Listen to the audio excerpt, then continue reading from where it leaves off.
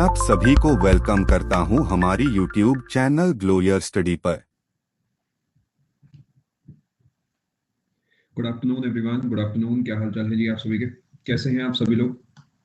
Good afternoon. Good afternoon आने में थोड़ा सा समय लग गया मुझे, कुछ फोटोज वगैरह आपके लिए मैं कलेक्ट कर रहा था, उसमें थोड़ा समय लग गया मुझे।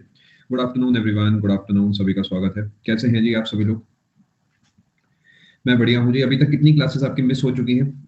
हमने 13 क्लासेस जो है पूरी करी हैं। ईमानदारी से एक बार आप बताएं, जीरो, इसे मेक श्योर आप जीरो पे ही रखें।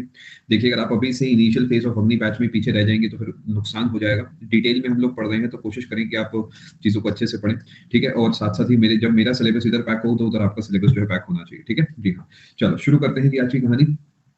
सीजीएल हो या सीईटी हो या जो हो, मुझे बताओ क्या फर्क पड़ता है? एक बार सोच के देखो आप लोग।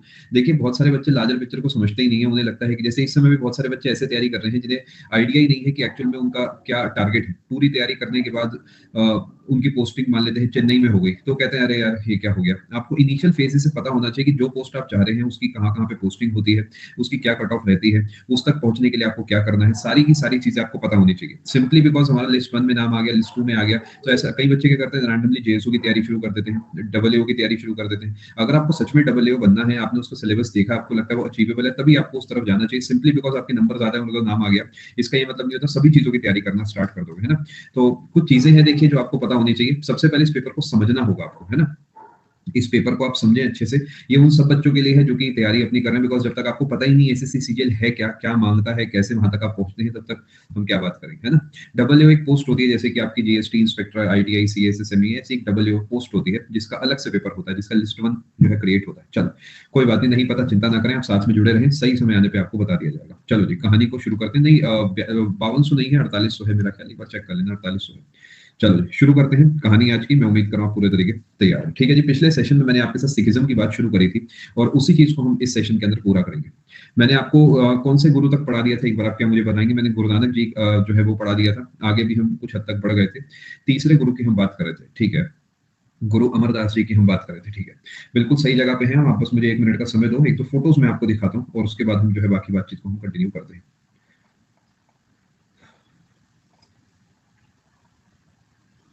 एडवेंट ऑफ यूरोपियंस स्टार्ट होगा प्रियांशु भी 1 या 2 सेशंस के बाद, बिकॉज अभी ये जो बीच वाला पोर्शन है इसे पूरा करना बहुत जरूरी है।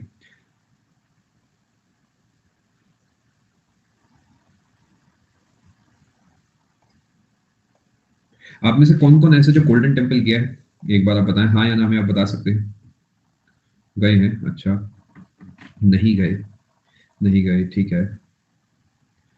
आप में से अच्छा ये कौन कौन ऐसे जो कभी भी किसी भी गुरुद्वारे नहीं गया, यस या नो में बता सकते हैं। अच्छा, कोई गुरुद्वारे जाना ना जाना इससे कोई फर्क पड़ेगा नहीं, ऐसा मत समझना जाना चाहिए नहीं जाना चाहिए, ये सबकी अपनी अपनी भक्ति भावना है, इसमें मेरा कोई भी मतलब नहीं है कि आप जाएं या ना जाएं। मेरे लिए आप पूरे तरीके सेम रहेंगे ऑब्वियसली। बस एक सवाल है क्योंकि सिखिज्म पढ़ाया जा रहा है। रेड रेड फोर्ट के पास वाले में गए हैं, ठीक है। गए हैं, नहीं गए। बंगला साहिब, कनॉट प्लेस के पास, हाँ वो अपना बंगला साहिब पड़ता है वहाँ पे, पटेल चौक पे। चलो शुरू करते हैं जी। बहुत बढ़िया, आप गए हैं तो अच्छी बात है, नहीं गए तो अच्छी बात है, कोई दिक्कत की बात नहीं। आप नए हैं, पहली क्लास है, स्टडी वीडियो फुल कोर्स जी सर। देखिए, ये पूरा का पूरा वो कोर्स है जिसकी आप बात कर रहे हैं आरती, तो आपको इसी कोर्स से कंटिन्यू करना चाहिए। बस कुछ क्लासेस आपकी मिस हो गई हैं, उन क्लासेस को आप आराम से रिकॉर्डेड फॉर्म में देख लेना। एंड अभी के लिए आप इसी सेशन को यहीं से लगाने की कोशिश करें। अभी मैंने सिखिज्म के कुछ बेसिक्स आपको बताया। अगर आप सिखिज्म के बारे में थोड़ा थोड़ा जानते हैं, गुरु नानक जी के बारे में या थोड़ा बेसिक्स जानते हैं, तो आप आधा घंटा कंटिन्यू करें। अगर आपको नहीं समझ आता तो उस केस में आप इस सेशन को स्किप करके फिर क्लास नंबर 1 से आप देखें, ठीक है जी। चलो शुरू करते हैं जी कहानी। आज जरा बातें बातें मैं थोड़ी ज्यादा कर रहा हूँ, कभी कभी करनी भी चाहिए, देखो बातें। स्क्रीन पर आपको भी एक फोटो दिखेगी।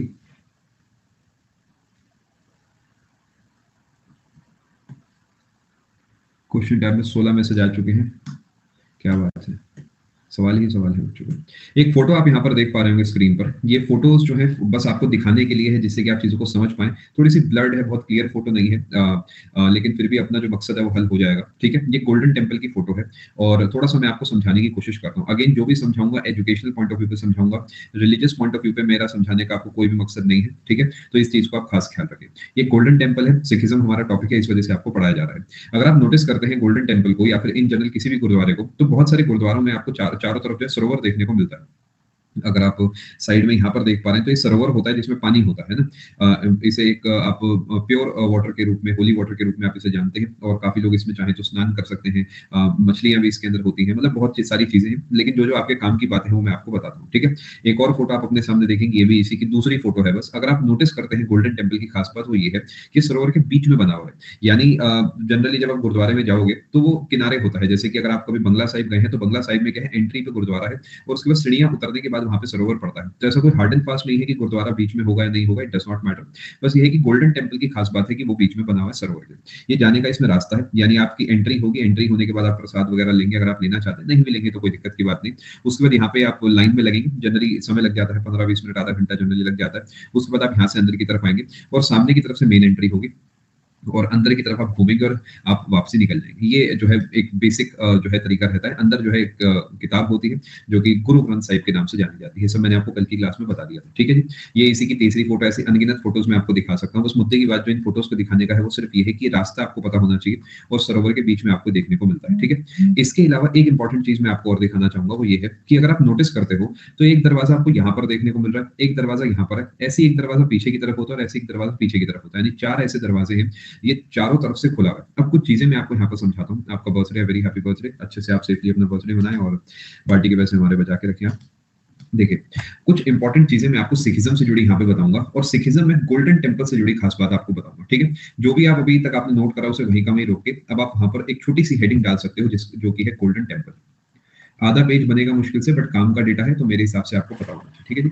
गुरुद्वारा हरमंदिर साहिब इसका एक्चुअल नाम है, गुरुद्वारा हर मंदिर साहिब नाम है, ठीक है जी। और इसे हम गोल्डन टेम्पल के नाम से जानते हैं और जो गोल्ड की लेयर है वो चढ़वाई गई थी इस पे महाराजा रंजीत सिंह जी के द्वारा। महाराजा रंजीत सिंह हुआ करते थे, आपको आगे चल के मैं समझाऊंगा, ये बताऊंगा ये कौन है, क्यों इंपॉर्टेंट है, क्यों इन्हें जाना जाता है, ये सब आपको बताया जाएगा सही समय आने पे। अभी के लिए बस अपने को जो मुद्दे की बात जाननी है वो ये है कि इन्होंने जो है गोल्ड की लेयर चढ़वाई थी। क्या आप यहाँ तक समझ गए हैं जी? मुझे बताएं। ठीक है, चलो अब थोड़ा सा डेटा आप यहाँ पे नोट करेंगे। कैसे कैसे मुश्किल सवाल बन सकते हैं वो मैं आपको बताता हूँ। सबसे पहले आपको लोकेशन पता होनी चाहिए। लोकेशन जो है वो आपको देखने को मिलती है पंजाब में। पंजाब में एक जगह पड़ती है अमृतसर, जहां पर आपको देखने को मिलता है। अब इसी के मुश्किल सवाल बन सकते हैं कि इसे बनाने का जो प्लान था वो किसका था, यानी जो प्लान बनाया गया है या जो इसका आर्किटेक्चर पूरा डिजाइन कराया गया है वो किसने करा है, कोई बता सकता है? ये करा है गुरु अर्जन देव जी ने।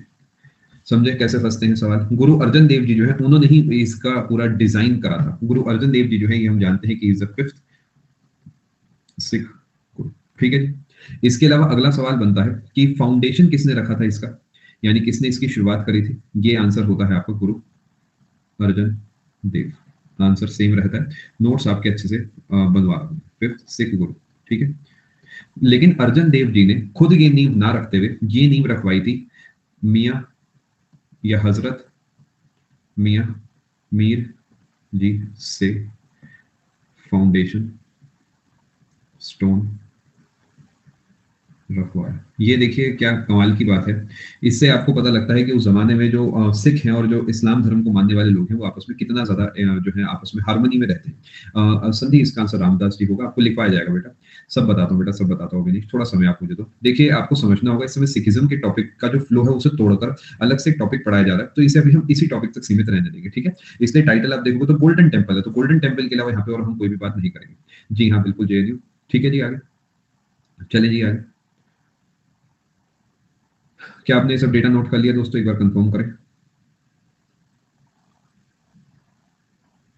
चलो आगे चलते हैं जी, फटाफट प्लीज नोट करें। रिपीट करूंगा, चिंता ना करें सुचारिता, अभी से आप नोट करें बस।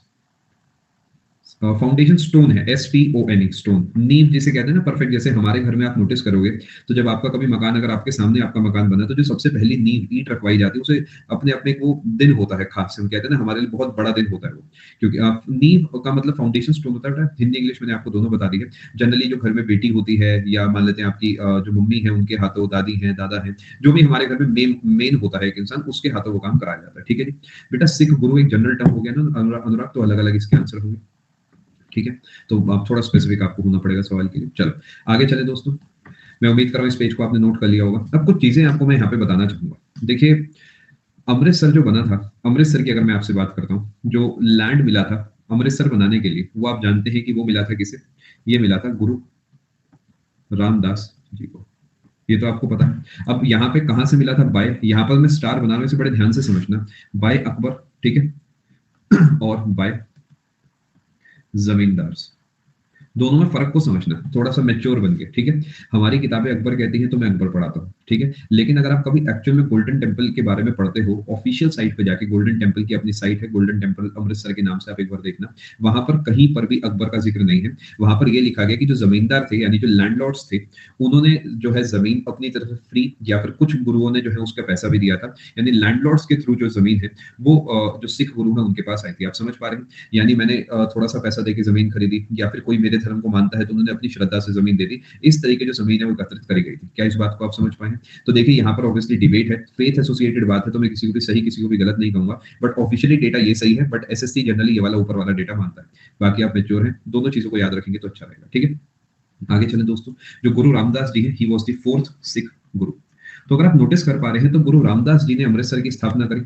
बेटा ऑप्शन में दोनों क्या छोड़ो, दोनों में से एक भी नहीं आएगा। अनुराग आप मुझे एक सवाल ढूंढ के बताना जहां पर आपको एक दोनों में से दोनों ऑप्शन दिखे, एक भी सवाल नहीं आएगा। आपको समझना होगा, एसएससी जो पूछता है वो फैक्चुअली करेक्ट सवाल पूछता है। तो पिछले 50,000 सालों में एक सवाल भी आप दिखा दोगे जिसमें दोनों ऑप्शन है, तो मैं आपको इसका आंसर जरूर दूंगा, ठीक है। प्लीज अंडरस्टैंड दैट, ठीक है दोस्तों। ज्यादा पढ़ने का ये मतलब नहीं है कि हम फिर खुद ही कंफ्यूज हो जाएंगे, ऐसा काम हमें नहीं करना, ठीक है।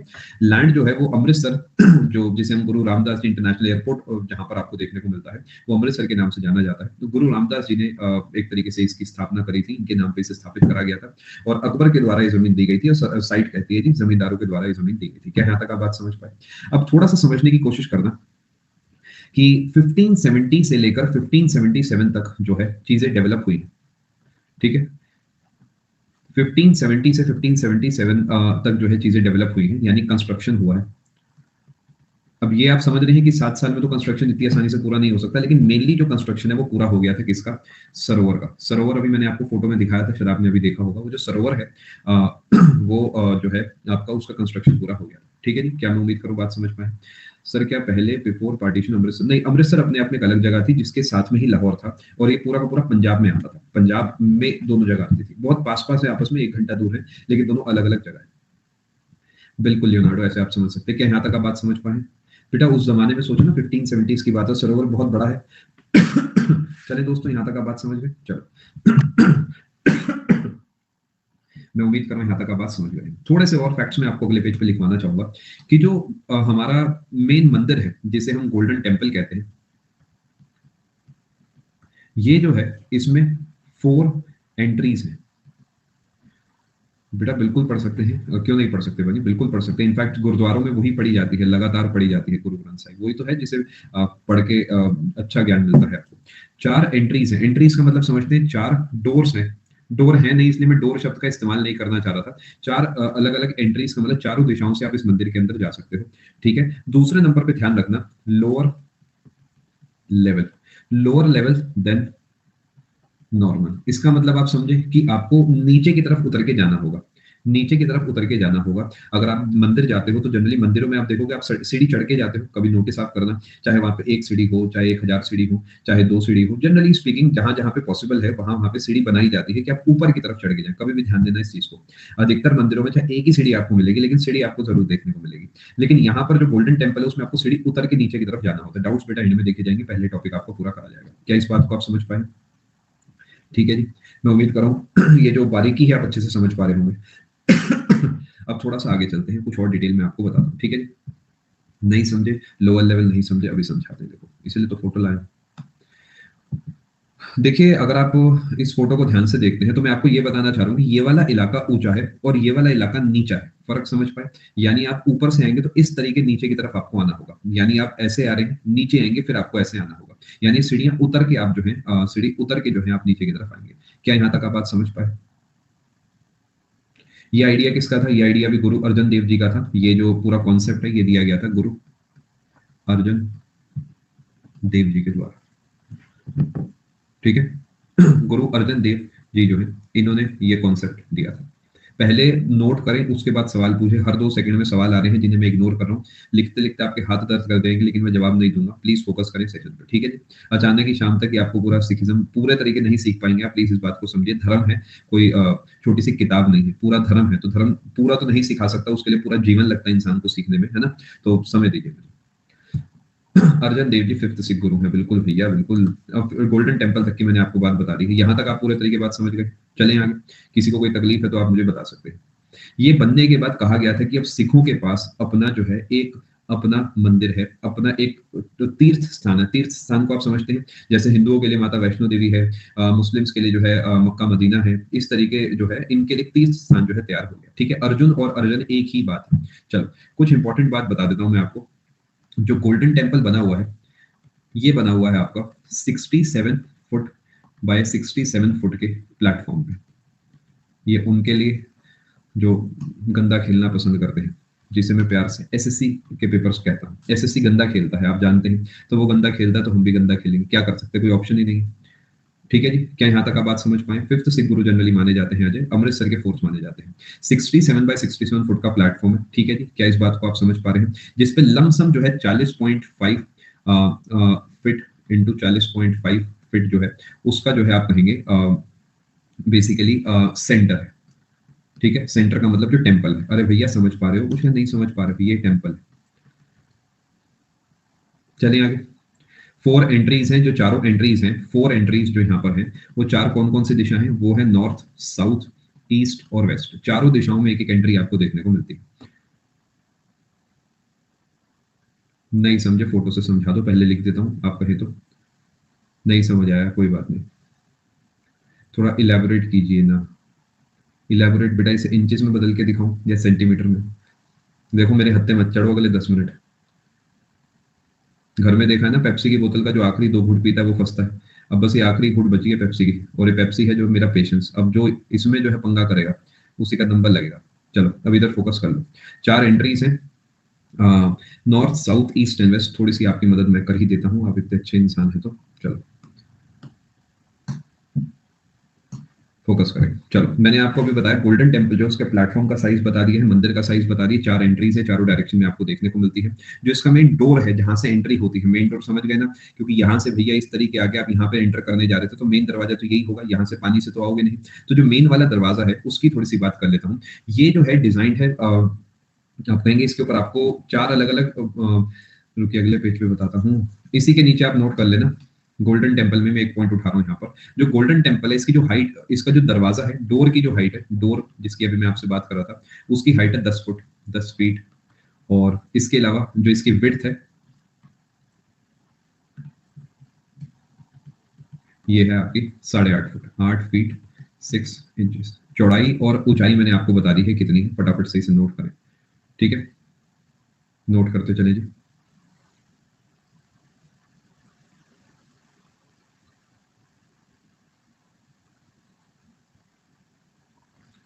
चैट खोल रहा हूँ, कमेंट्स मिनिमम होंगे तो अच्छा रहेगा।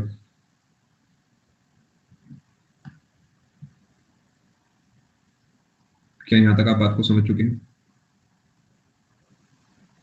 और जो ब्रिज है, ब्रिज के बारे में थोड़ा सा आपको बता देता हूँ। एक ब्रिज है जो कि क्या करता है, मेन गोल्डन टेम्पल तक जाता है। आपने देखा होगा अभी फोटो में, एक ब्रिज है जो मैंने अभी बना के भी आपको दिखाया था। इसके बारे में थोड़ी सी आपसे बात कर लेते हैं। ये 202 फीट का है इंटू 21 फीट का है, ठीक है? अब मैं जानता हूं कि ये सब चीजें आपको याद करने का बिल्कुल मन नहीं होगा, लेकिन नोट करने से ये फायदा होगा कि ऑप्शन में कहीं पे आपको दिखेंगी तो काम आपका बन जाएगा। बेटा कोई एक ईयर फिक्स नहीं है, 1570 जो है माना जाता है। और ऑफिशियल डेटा पे जाओगे तो 1570 से 1601 तक जो है ओवरऑल ये पूरा हुआ है। बट 1570 से 1577 तक जो है मेन इसका जो कंस्ट्रक्शन है आपका सरोवर वाला, वो पूरा हुआ था। तो इसलिए वो डेटा मैंने आपको लिखवाया, ठीक है? ब्रिज की लंबाई चौड़ाई मैंने आपको यहाँ पे लिखवाई है, फटाफट से नोट करें।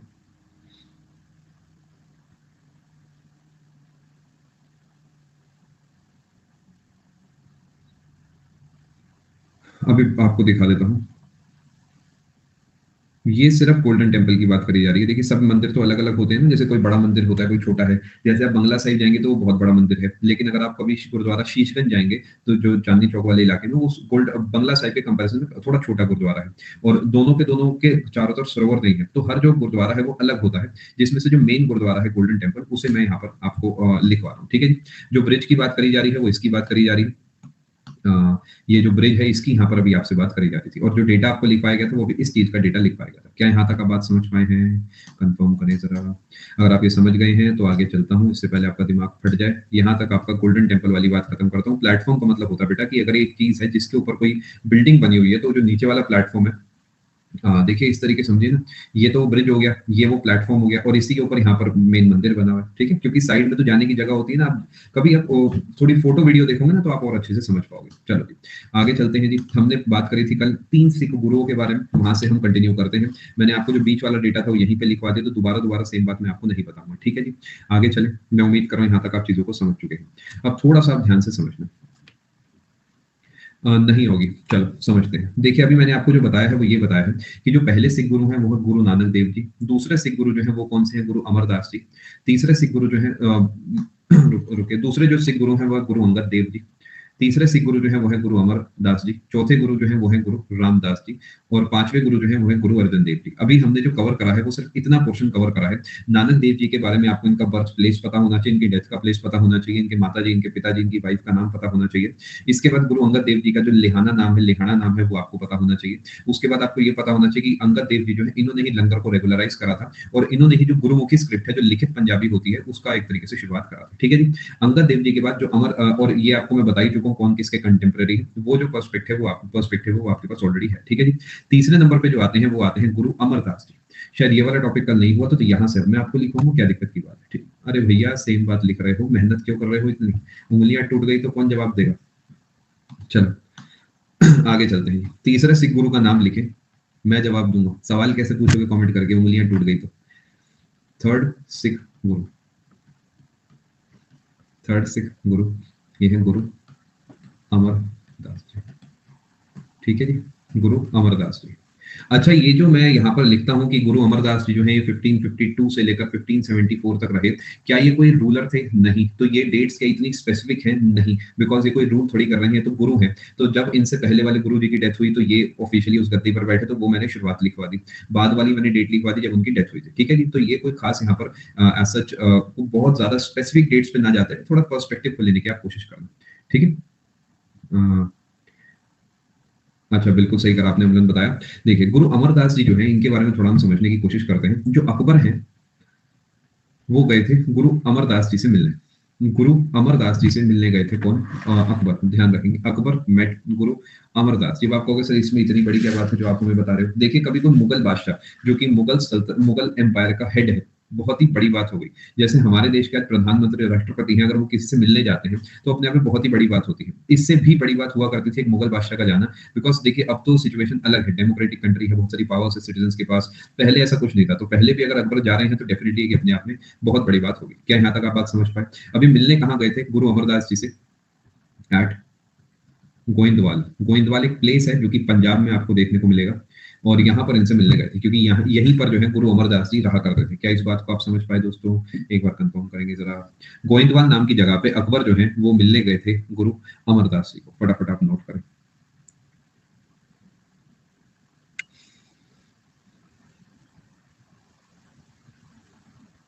क्या आपने सब कुछ नोट कर लिया?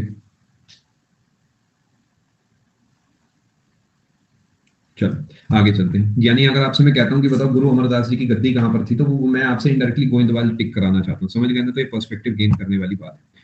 ठीक है जी। चलो आगे चलते हैं जी। इनके बाद अगले जो सिख गुरु आएंगे वो आएंगे चौथे सिख गुरु। चौथे सिख गुरु जो होंगे हमारे, अब आप थोड़ा सा अंदाजा मारने की कोशिश करेंगे क्या कौन होंगे? मैं कई बार आपके सामने बातें लिख चुका हूँ। गुरु रामदास जी। गुरु रामदास जी जो है 1574 से 1581 तक जो है विराजमान रहेंगे। अब यहाँ पर हो सकता है आपका दिमाग खराब हो जाए, क्योंकि मैंने तो आपको बताया कि 1570 में गुरु अर्जन देव जी जो है उन्होंने ऐसा करा वैसा करा। देखिए थोड़ा सा ना आपको समझदार बनना होगा कि जो अगर कोई कुछ ही समय के बाद गुरु बनने वाला है, तो वो ऑलरेडी अपने आप में बहुत बड़ी हस्ती होगी और उनकी बातों को सुना जाएगा। और ये शासक नहीं है, ये गुरु है। तो वहाँ पर ऐसी कोई छीना-झपटी नहीं है कि मैं पावर ले लूँ या मैं गुरु बन जाऊँ। ये सिर्फ़ ज़िम्मेदारी अदा करने की कोशिश कर रहे हैं जितने भी सिख गुरु हैं, ठीक है? तो अगर आपको डेट्स में कन्फ्यूज़न होती है, पेपर डेट्स में नहीं खेलता है बिल्कुल भी। ऑलरेडी जो बैटल्स की डेट्स हैं वो काफ़ी हैं एसएससी के लिए। तो अब अगर आप चाहें तो इन डेट्स को आप इग्नोर भी कर सकते हैं, ठीक है? याद करना चाहें तो कर सकते हैं, बाकी इग्नोर भी करेंगे तो कोई नुकसान नहीं होगा। गुरु रामदास जी जो हैं, अकबर ने या फिर ज़मींदारों ने जैसा भी आप कहें, इन्हें लैंड दिया था क्या बनाने के लिए? एक जगह बनाने के लिए जो कि आगे चल के गुरु रामदास नगर के नाम से जानी गई। अकबर या फिर ज़मींदार, दोनों लिख रहा हूँ मैं, गिफ्टेड लैंड टू गुरु रामदास जी और यहाँ पे बना क्या? गुरु रामदास नगर। छोटी सी जगह थी उस समय कोई इतना बड़ा नहीं था जितना बड़ा आज अमृतसर है, इतना बड़ा नहीं था, माना जाता है 500 बीघा जमीन जो है दी गई थी। 500 बीघा एक अमृतसर जैसे शहर के हिसाब से काफी छोटी जगह है, अगर आप थोड़ा इमेजिन कर पाएंगे तो 500 बीघा कोई खास बड़ी जगह नहीं है। और इसी वजह से आज अमृतसर इंटरनेशनल एयरपोर्ट को हम गुरु रामदास जी इंटरनेशनल एयरपोर्ट के नाम से जानते हैं, बिकॉज शुरुआत तो जो है इन्हीं के नाम से उस जगह की हुई थी। आगे चल के उसे हमने लैंड ऑफ द प्योर या फिर अमृतसर के नाम से कहा, यानी ये अमृतसर के नाम से आगे चल के जाना गया और काफी ज्यादा एक्सपेंड इससे हो गया। क्या इस बात को आप समझ पाए? कंफर्मेशन देंगे? अगर आप कभी जाएंगे गोल्डन टेम्पल तो बड़ी विचित्र बात आपको वहां लगेगी, हो सकता है बाकी किसी मंदिर में भी हो, बट मैं बड़े मंदिरों में गोल्डन टेम्पल में ही गया हूँ, बाकी अक्षरधाम वगैरह तो खैर मैं कई बार गया हूँ। आप वहां देखोगे तो उसका फ्लाई ओवर ही अलग है। अगर कभी आप गोल्डन टेम्पल जाएंगे तो आप इस बात को समझेंगे, मतलब पार्किंग से लेकर सब कुछ बहुत प्रॉपर बना रखा है। आप इसके अलावा जो है आप कभी वहाँ खाना खाएंगे तब आप समझेंगे कितने बड़े लेवल पे जो है वहाँ खाना परोसा जाता है, इसे लंगर कहते हैं, मतलब बहुत बड़े लेवल पे जो है चीजें चलती है। तो मैनेजमेंट बहुत ही बढ़िया है और बहुत सारे लोग जो है मेरे हिसाब से कई हजार या कई लाख लोग जो है रोज खाना वहाँ पे खा लेते होंगे। आगे चलते हैं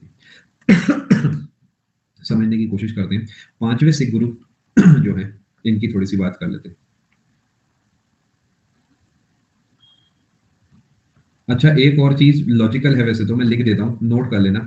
रामदासी जो है, रामदासी, ये शब्द का प्रयोग करा जाता था फॉर फॉलोअर्स ऑफ गुरु रामदास। क्या लॉजिकल नहीं है? मतलब इसमें कुछ ऐसा है नहीं जो मुश्किल बन जाएगा, बट फिर भी देखिए कॉपी में लिखा होता है ना तो पेपर में कॉन्फिडेंस आ जाता है टिक करने में। रामदासी वो है जो कि गुरु रामदास जी को मानते हैं, उनके डिसाइपल्स हैं, शिष्य हैं, फॉलोअर हैं। जो पांचवें सिख गुरु हैं वो है गुरु अर्जन देव जी। और गुरु अर्जन देव जी जो है यही है वो कौन, जिन्होंने गोल्डन टेम्पल की शुरुआत कराई थी, ठीक है? अब देखिए गोल्डन टेम्पल की जो शुरुआत है, कहीं आपको 1589 लिखा दिख जाएगा, कहीं पर आपको 1570 लिखा दिख जाएगा, कहीं पे आपको 1601 लिखा दिख जाएगा। क्या आपको लगता है कि डेट्स इतनी स्पेसिफिकली पता होना जरूरी है? थोड़ा एक बार पर्सपेक्टिव अगर आप बैठाते हैं तो ऐसा तो नहीं है कि मैंने सरकार से कोई कॉन्ट्रैक्ट उठाया जिसे मैं कल से शुरू कर रहा हूँ। ये तो उस जमाने की बात है जब धीरे धीरे चीजें डेवलप हुई। आप याद करो, आपके घर के पास एक मंदिर होगा जो आज से 10 साल पहले काफी छोटा मंदिर हुआ करता था, तो क्या आप बता सकते हैं उसकी स्थापना दिवस क्या था? आप नहीं बता सकते। वो धीरे धीरे कहीं से किसी दिन शुरू हुआ और वो आज यहाँ तक पहुंचा है। मैं उम्मीद कर रहा हूँ इससे आपको थोड़ा सा कॉन्फिडेंस आया होगा चीजों को समझने में। गोल्डन टेम्पल की नींव इन्होंने ही रखवाई थी बाय फ्रॉम, या जैसा भी आप कहें, हजरत मियां मीर। अभी मैंने आपको थोड़ी देर पहले बताया, ठीक है जी? आगे चलते हैं।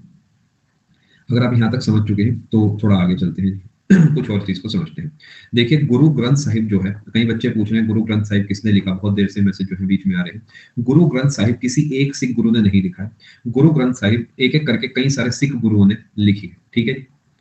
1605 1606 जो लिखना चाहे लिख सकते हैं, ठीक है? गुरु ग्रंथ साहिब जो है ये कई सारे सिख गुरुओं का जो ज्ञान है वो इसमें एकत्रित करा गया है, जिसकी शुरुआत करी गई है, स्टार्टेड बाय गुरु अर्जन देव। समझ गए जी? गुरु अर्जन देव जी जो है इन्होंने इसके लिखने की शुरुआत करी और लिखने के साथ जो इनसे पहले वाले सिख गुरु थे उनके ज्ञान को भी इसके अंदर लिखा, ठीक है? क्या यहाँ तक आप बात समझ पाए? अब यही जो है 1605 1606 कुछ भी कर सकते हैं। 1606 में आप कहेंगे किल्ड बाय जहांगीर, याद होगा आपको। और यहाँ से जीवन हमेशा के लिए बदल गया। अभी तक चीजें अलग थी, अब चीजें अलग है। 1606 में जहांगीर के द्वारा इनकी हत्या कर दी जाती है। अब जानते हैं खुसरो को ब्लाइंड कर दिया गया था और उसके बाद खुर्रम को मौका मिला था उस गद्दी पे बैठने का। ये मैं उम्मीद कर रहा हूँ कहानी आपको पता होगी, ठीक है? फटाफट इसे नोट करें, हम आगे चलते हैं। अब यहाँ से जो सिख गुरु आएंगे, अभी तक सिख गुरुओं का काम था धर्म का प्रचार। अब जो है सिख गुरुओं का काम है धर्म का प्रचार भी और धर्म का बचाव भी। समझ पाए जी? थोड़ा थोड़ा स्टोरी बताऊं। देखिए आपको मैंने बताया था जहांगीर का एक बेटा हुआ करता था खुसरो नाम का, जो कि जहांगीर जैसे ही था नेचर में, यानी अपने पिता के खिलाफ जाता था बार बार। तो जो खुसरो है एक बार अपने पिता से रिवोल्ट करके चले जाता है गुरु अर्जन देव जी के पास और ये उन्हें एक राजकुमार समझ के या बादशाह का बेटा समझ के अपने पास शरण दे लेते हैं। और इस बात को देख के जहांगीर को ऐसा लगता है कि शायद गुरु अर्जन देव ही हैं जो कि खुसरो को भड़का रहे हैं मेरे खिलाफ विद्रोह करने के लिए। तो जहांगीर गुस्से में जाता है और खुसरो को ब्लाइंड करा देता है और जहांगीर जो है गुरु अर्जन देव की हत्या करा देता है। मैं उम्मीद करूँ ये बात आप समझ गए। ठीक है, आगे चलें दोस्तों। देखिए, सच्चा बादशाह जो एक शब्द है, वो बहुत मतलब कॉमन शब्द है जो आम तौर पे हम किसी भी गुरु के लिए इस्तेमाल कर सकते हैं। तो इसका कोई स्पेसिफिक आंसर वैसे होना नहीं चाहिए। फिर भी अगर आपने कभी अर्जन देव पढ़ा तो वो भी सही है, कोई ऐसी दिक्कत नहीं है। बट सच्चा बादशाह मतलब ये एक शब्द है जो आप सिख गुरुओं के लिए इस्तेमाल कर सकते हैं। ठीक है, चलें दोस्तों आगे। आगे चलते हैं जी। Good afternoon. छठे सिख गुरु जो है, मैं काम करूंगा सारे के सारे सिख गुरु नोट कराने के बाद एक सिंगल स्लाइड पे आपको 10 के 10 सिख गुरु सीक्वेंस में लिखवा दूं। बिकॉज देखिए, मैं आपको कितना ही इधर उधर की बातें बताऊं, पेपर ने तो ये पूछना है बताओ 8वें कौन से, 5वें कौन से, दूसरे कौन से, 10वें कौन से, है ना। तो पेपर ओरिएंटेड एक पेज बनवा दूंगा, वो अपने पास भी दोबारा नोट कर लेना और मेनली उसी को रिवाइज करना। ठीक है, जो छठे सिख गुरु है इनका नाम है गुरु हरगोविंद। गुरु हरगोविंद जो है ध्यान रखेंगे ये 1606 से 1645 तक रहेंगे। और ये जो है ध्यान रखना, यहां से स्टार्ट होगा स्ट्रगल अगेंस्ट मुगल्स या मुगल एम्पायर, समझ गए। यानी यहां से जो है सिखिज्म, सिख धर्म जो है वो रिलीजन का प्रचार भी करेगा, रिलीजन को आप कहेंगे एक्सपैंड भी करने की कोशिश करेगा और साथ में प्रोटेक्ट करने की भी कोशिश करेगा। और जो है हल्का सा आप कहेंगे कि रिवेंज वाली फीलिंग जो है वो आ जाएगी, बिकॉज जहांगीर ने हत्या करी है तो हम उसका बदला जरूर लेंगे। मैं उम्मीद कर रहा हूँ आप समझ पा रहे हैं। यानी यहीं से चीजें जो है शुरू होंगी जो आगे जाकर खालसा पंथ का रूप लेगी। आप नोटिस करेंगे तो मैं यहाँ पे सिख आर्मी शब्द कहीं नहीं लिखना चाह रहा, बिकॉज बहुत बच्चे जो है सिख आर्मी सुनते ही इसे खालसा पंथ मान लेते हैं और आगे जाके जो पेपर में सवाल बनता है खालसा पंथ का तो गुरु हरगोविंद पे टिक कर देते हैं। तो इसी वजह से यहाँ पे नोट नहीं कर रहा हूँ सिख आर्मी, आप भी मत लिखना, बट चीजों को समझ लेना कि यहाँ से जो है चीजें जो है दूसरी तरफ जाएंगे और वो दूसरी तरफ जो है हल्का लड़ाई वाली तरफ, बदले वाली तरफ, प्रोटेक्शन वाली तरफ अब चीजें मुड़ जाएंगी। क्या इस बात को आप समझ पाए? नोट कर रहे हैं आप साथ साथ? Time period is not important Sachin, फिर भी आप नोट करना चाहे 1606 से 1645 है, बाकी नॉट इंपॉर्टेंट। ठीक है, आगे चलते हैं। अब इसके बाद आते हैं सातवें सिख गुरु, सेवंथ सिख गुरु। ये जो है गुरु हर राय है। गुरु हर राय जो है 1645 से 1661 तक रहेंगे। लिख देता हूँ 45 से 1661, नॉट इंपॉर्टेंट। फिर भी देखो पढ़ा रहा हूँ तो मैं अपनी तरफ से पढ़ा देता हूँ। देखो बच्चा कह रहे सर आपने पूरा डेटा नहीं दिया हमें, सही बात है। सेवंथ सिख गुरु जो है वो गुरु हरराय साहब हैं, ध्यान रखेंगे। और ये 1645 है तो इस समय जो है औरंगजेब का समय और जहांगीर का दोनों का समय रहेगा। ठीक है जी। अब ये थोड़ी सी यहाँ से जो है कहानियां जो है मैं आपको बाद में सुनाना पसंद करूंगा, बिकॉज इसके आगे की जो कहानी है मैं अभी आपके लिए कुछ डेटा पहले नोट कर देता हूँ। इनके बाद जो आठवें सिख गुरु होंगे वो होंगे गुरु हरकिशन। यहाँ से कुछ खास इंपॉर्टेंट सवाल नहीं बनते हैं। हरकृष्ण जी, ये 1661 से 1664। और नौवे सिख गुरु जो है वो है गुरु तेग बहादुर। गुरु हरकिशन जी जो है यंगेस्ट सिख गुरु थे। दोनों बेटा दोनों, यहाँ पर जो आएगा शाहजहां एंड औरंगजेब आएगा संस्कृति। ठीक है जी, स्पेस आप नहीं छोड़े, एक ही लाइन लिखवानी है वो भी बता देता हूँ। स्पे अरे मेरे भाई खाना वाना खा लिया करो 1 बजे से पहले। यंगेस्ट सिख गुरु गुरु हर राय जो है, बस एक ही बात आपको यहाँ पता होनी चाहिए कि ये भी फैक्चुअली बस एक आपको ऐसी बात बता रहा हूँ। एक युद्ध हुआ था सामूगढ़ का युद्ध, शायद आपको याद होगा, बिकॉज 1650s में ही पावर का ट्रांसफर हुआ था। तो सामूगढ़ का जो युद्ध हुआ था उसमें दारा शिकोह लड़ा था, अगर आपको हल्का हल्का याद होगा। ठीक है जी। तो 50 वो जो सामूगढ़ का युद्ध था उसमें दारा शिकोह जो है जब हारे थे तो वो जाकर गुरु हर राय से मिले थे। अब ये बात आप चाहें तो नोट कर लें, चाहे तो ना नोट करें। ठीक है, लिख देता हूँ मैं, related to Dara Shikoh battle of Samugarh. बस मैं अपनी तरफ से ये लाइन लिख देता हूँ, बाकी आप अपनी भाषा में लिख देना। ठीक है जी। अब देखिए मैंने, आप नोटिस करेंगे तो मैंने पहले 3-4 सिख गुरुओं की डिटेल लिखवाई, उसके बाद डिटेलिंग मैंने कम कर दी। अब मैं आखिरी 2 सिख गुरुओं की थोड़ी सी डिटेलिंग आपको लिखवाऊंगा, थोड़ी थोड़ी होगी, बहुत ज्यादा नहीं होगी, बिकॉज यहाँ से जो है सवाल पूछे जाते हैं। सबसे पहले जो गुरु तेग बहादुर जी जो है, ये ध्यान रखेंगे गुरु हरगोविंद जी के बेटे थे। और इन्हें जो है 1675 में औरंगजेब किल्ड गुरु तेग बहादुर। और ये जो है 1664 से 1675 तक सिख गुरु रहे। ये पहला फैक्ट आपको पता होना चाहिए। दूसरा कहाँ पे, वेयर, तो आंसर इसका है रेड फोर्ट के सामने, लाल किले के सामने, या फिर दिल्ली, जैसे भी आप कहना चाहें। ये 2 सवाल यहां से बनते हैं।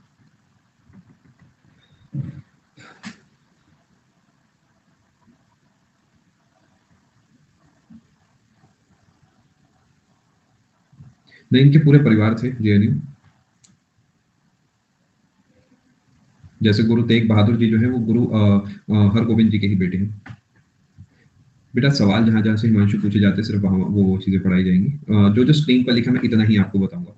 देखिए जब आप पूरी हिस्ट्री पढ़ लेंगे तब अपने नोट्स आप देखोगे तब आप समझोगे कहीं पे मैंने शॉर्टकट्स क्यों मारे हैं। बिकॉज़ अगर हर चीज़ को मैं बहुत ही डिटेल में जानने लगूँगा तो फिर पर्पस बीट हो जाएगा इस सेशन का। ये बीकॉम का सेशन या बीए का सेशन नहीं है। ये एसएससी, सीजीएल की या फिर सिमिलर एग्ज़ाम्स का पेपर की तैयारी है तो उस तरीके का डेटा आपको लिखवाया जा रहा है।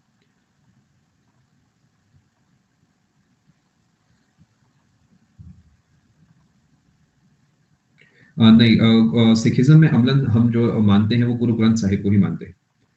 बेटा जीटीबी नगर इनसे ही जुड़ा है, फुल फॉर्म है जीटीबी नगर की। चलें आगे।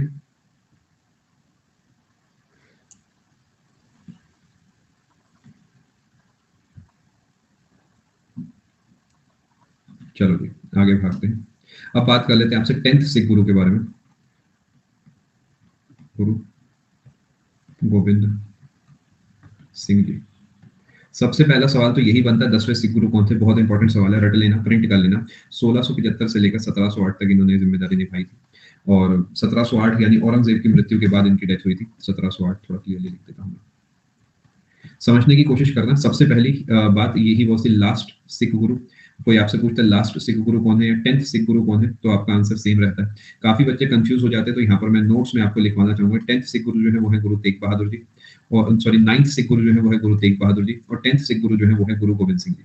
मेरे कहने से एक बार इसे नोट कर लो बिकॉज़ मैक्सिमम बच्चे पेपर में जब बैठते हैं तो इन 2 नामों में कन्फ्यूज़ होते हैं, ठीक है? आप इसे ऐसे भी याद कर सकते हैं कि जीजीएस अगर आप यहाँ देखते हैं तो हल्का जस की आवाज़ आ रही है और यहाँ पर 10 की आवाज़ आ रही है। ये मजबूरी वाली ट्रिक्स हैं देखिए कोई ऐसा नहीं है कि मैंने अपने ज़माने में इसे बना के पढ़ाई करी होगी बट हर तरीके का बच्चा जो है क्लासेस को लगाता है तो मेरा फर्ज बनता है हर लेवल पे जाके चीज़ों को समझाना, ठीक है? यहाँ से यहाँ हल्का सा ज और स की आवाज़ आ रही है और वहाँ पे द, स की आवाज़ आ रही है तो काम आप चला सकते हैं, ठीक है जी? क्या यहाँ तक आप बात समझ चुके हैं? बिल्कुल, प्रैक्टिस तो देखिए बेस्ट है लेकिन जिन बच्चों को प्रैक्टिस का टाइम नहीं है, देखिए ऐसा नहीं है कि ये क्लास आज देखी जा रही है। ये क्लास आज से 6 महीने बाद भी देखी जाएगी। ये क्लास पेपर से 4 दिन पहले भी देखी जाएगी।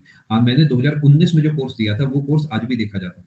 आज भी जब मैं वहाँ पे जाके देखूँगा तो उसमें मुझे हलचल महसूस होती है। तो इसी तरीके के कोर्सेज़ बनाए जाते हैं। कोई तो ऐसा होगा जो बाद में जागेगा, अंडरटेकर की तरह। तो उसके लिए भी कंटेंट बिल्कुल रेडी होना चाहिए। कभी भी बच्चे का नुकसान ना हो, मेरा ये मानना है। चाहे पेपर से 1 दिन पहले वो जागा बट वो जागा है, तो उसके लिए सवेरा होना चाहिए। क्या यहाँ तक आपने नोट कर लिया दोस्तों? अगले पेज पे चलें। चलो जी, अब ध्यान से समझिए। मैंने जो भी आपको बताया है, मैंने आपको बताया है कि ये 10वें सिख गुरु थे और जो इम्पोर्टेंट बात है वो ये है कि गुरु गोविंद सिंह जी, आप मेरी तरह शॉर्ट में ना लिख के पूरा लिखेंगे तो बेस्ट रहेगा। गुरु गोविंद सिंह जी जो है, ही स्टार्टेड खालसा पंथ। पिछले 12 महीने में 3 से 4 पेपरों में सवाल पूछा जा चुका है।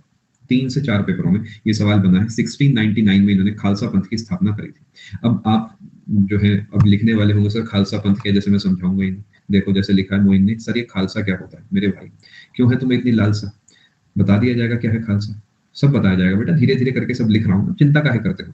देखो, गुरु गोविंद सिंह जो है, इन्होंने खालसा पंथ की स्थापना करी। आप जानते हैं कि जब 1700 के आसपास का समय है, तो इस पॉइंट पे जो मुगल धर्म को मानने वाले जो मुगल सल्तनत के हैं या फिर मुगल साम्राज्य के हैं और जो सिख एम्पायर के हैं या फिर सिख धर्म को मानने वाले लोग हैं, ये आपस में एक-दूसरे के बिल्कुल एंटी हैं, यानी एक-दूसरे के पूरे तरह के खिलाफ है। तो क्या इस पॉइंट पे नीड है कि एक आर्मी क्रिएट करी जाए, जो कि धर्म को मानती भी हो और साथ में जो है वो धर्म का बचाव भी कर सके।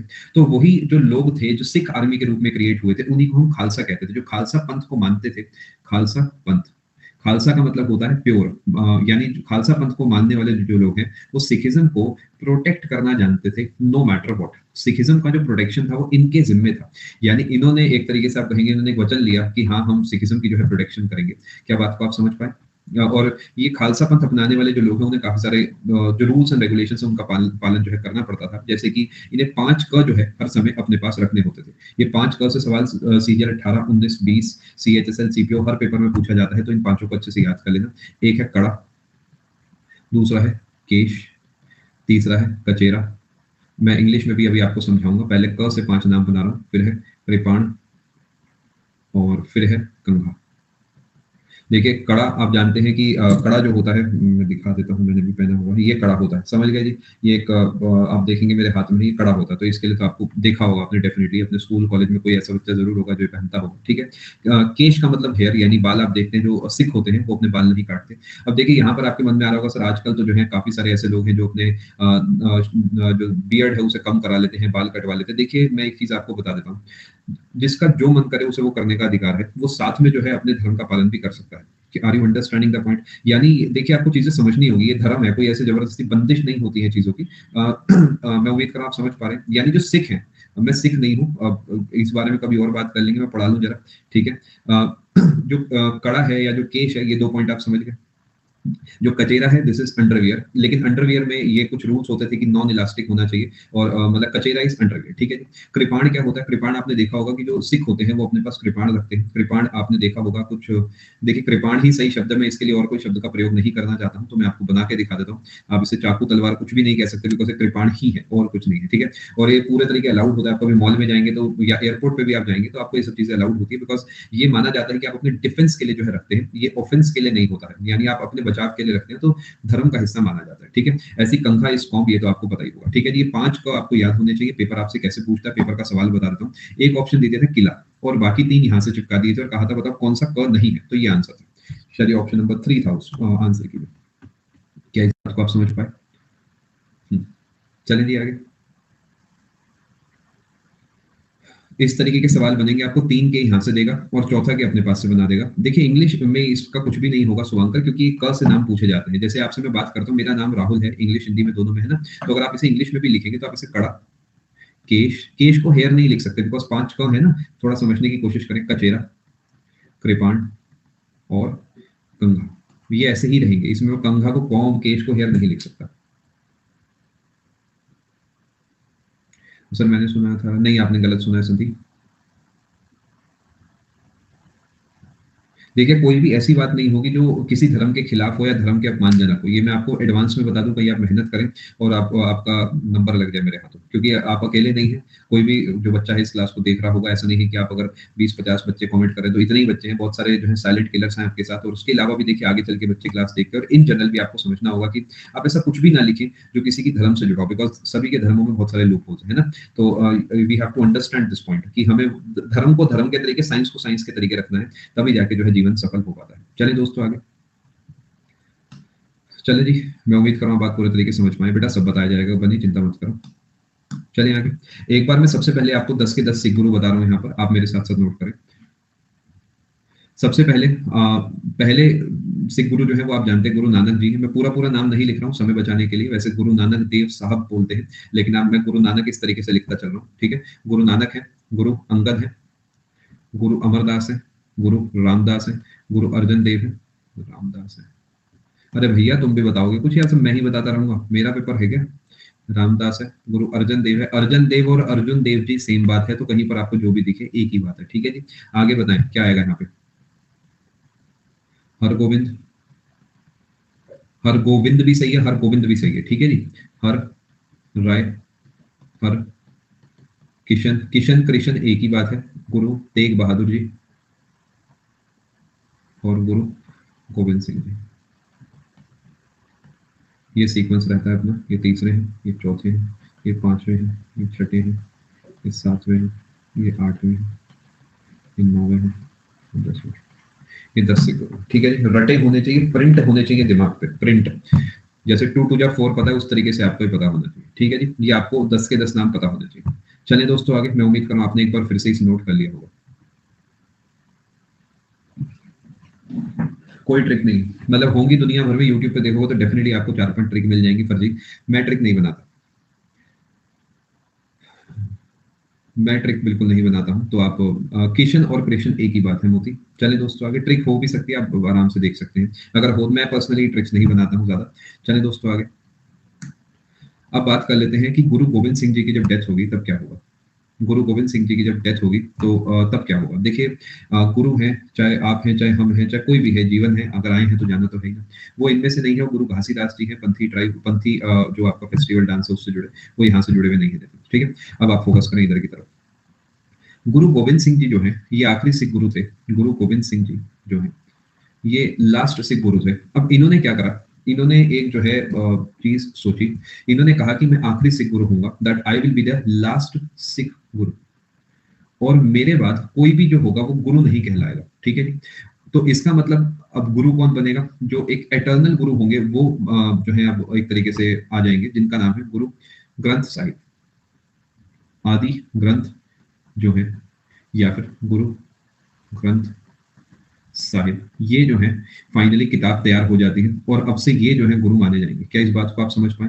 यानी ये जो है वो होली बुक है जिसकी मैं आपसे शुरुआत से पहले मिनट से बात कर रहा हूँ, जब से सिखिज्म पढ़ा रहा हूँ, कि गुरु गोबिंद सिंह जो है आखिरी सिख गुरु डिक्लेयर करते हैं अपनी मृत्यु से पहले कि मेरे बाद जो है ये किताब जो है गुरु ग्रंथ साहिब, ये आप इन्हीं की पूजा करेंगे। हम जितने भी सिख गुरु रहे हैं 10 के 10, हमारा सबका जो ज्ञान है, हमारे जो हम आपको सिखाना चाहते हैं वो सब हमने इसमें लिख दिया है और आप इसी को पूरे तरीके मानेंगे। क्या इस बात को आप समझ पाए? और मेरी मृत्यु हो रही है या मेरी मृत्यु आगे जाके जब भी होगी तो ये लड़ाई हम जारी रखेंगे। और इन्हीं का एक शिष्य हुआ करता था, इन्हीं का एक डिसाइपल हुआ करता था जिनका नाम था बंदा बहादुर या बंदा सिंह बहादुर, एक ही बात है। और ये जो है आगे चल के लड़ाई को जारी रखेंगे। बट बंदा सिंह बहादुर जो है ये सिख गुरु नहीं थे। Are you understanding the point? यानी बंदा सिंह बहादुर जी जो है ये सिख गुरु नहीं थे, लेकिन इन्होंने भी लड़ाई को उसी तरीके जारी रखा था। क्या इस बात को आप समझ पाए? फटाफट से नोट करें।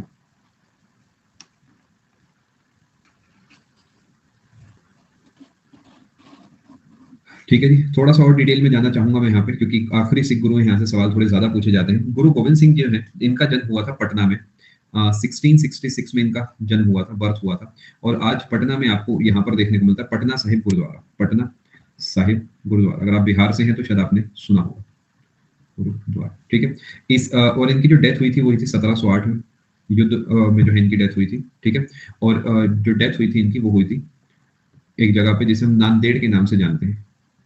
नांदेड़, थोड़ा सा रेड पोर्शन को हटाता हूँ। बहुत बढ़िया, डेथ नांदेड़ साहिब, ये आपको महाराष्ट्र में देखने को मिलता है। जी हाँ, महाराष्ट्र। क्या बढ़िया नाम सोचा ना, महाराष्ट्र, मतलब अलग ही नाम है पूरे देश में भी। क्या बढ़िया नाम सोचा होगा जिसने भी, जिसके दिमाग की उपज होगी ये नाम।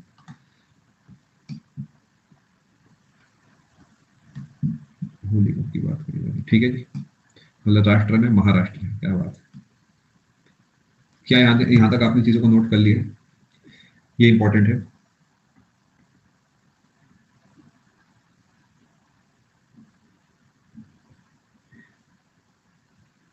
देखिए, बंदा सिंह बहादुर जो है इन्हें नाम दिया गया था, नाम दिया गया था, एक्चुअल में इनका नाम लक्ष्मण दास था। आपको अगले पेज पे बताया जाएगा।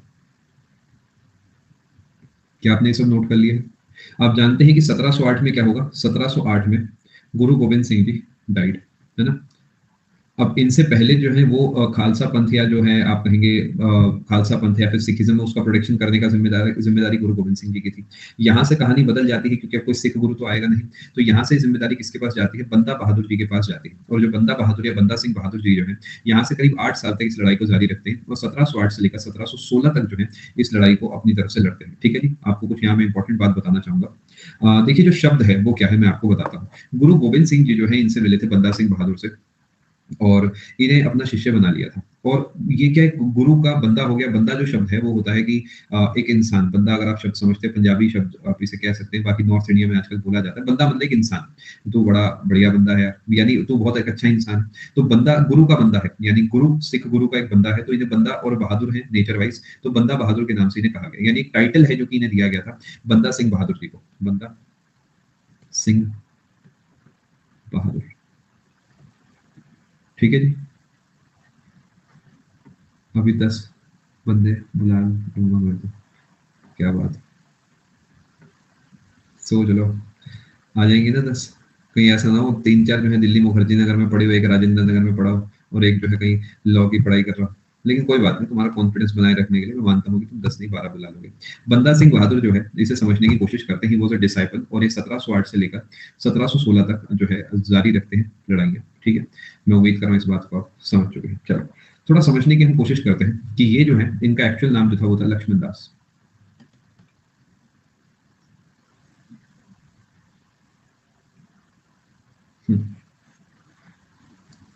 यहाँ तक आप समझ गए? लड़ाई जो है मुगलों के खिलाफ जो लड़ाई है मिस्टर परफेक्ट, वो जारी रखी गई थी। और इन्हें एक और नाम से जाना जाता था, माधव। ठीक है, ये दो नाम जो है इन्हीं के थे। और यही वो हैं जिन्होंने सिखिज्म को बढ़ावा देने के लिए गुरु नानक कॉइन्स चलवाए थे और गुरु गोविंद सिंह कॉइन्स चलवाए थे। यही वो इंसान है जिन्होंने शरबत खालसा की शुरुआत करी थी। और यही वो इंसान है जिन्होंने गुरुमत सिस्टम की शुरुआत करी थी। अब आपको सब्र थोड़ी है, आप लिख ही देंगे कि अरे ये क्या है।